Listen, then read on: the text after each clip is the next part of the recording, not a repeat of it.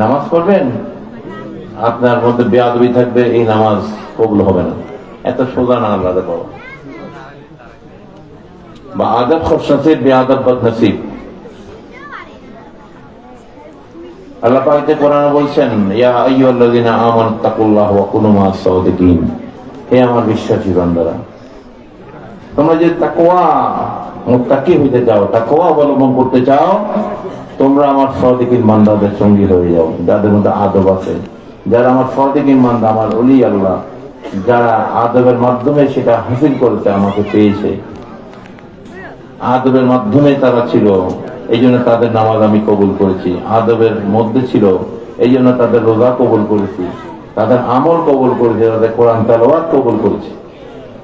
যারা হারাম থেকে বেঁচেছিল, যারা আমি আল্লাহর সন্তুষ্টির জন্য নিজেদেরকে বিলীন করে দিয়েছে, সুবহানাল্লাহ। ইহদিনাস সিরাতাল মুস্তাকিম, এই জন্য বলেছে ওই সহজ সরল পথে তারাই থাকবে যারা আল্লাহকে পেয়েছে, সুবহানাল্লাহ।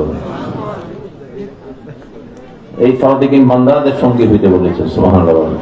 এই জন্য মানুষকে আউলিয়া কেরামের দরবারে যেতে হবে।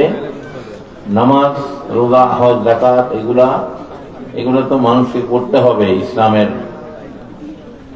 এগুলো স্তম্ভ, ফরজ, এগুলো তো ছোটবেলা থেকে মানুষ শিখে।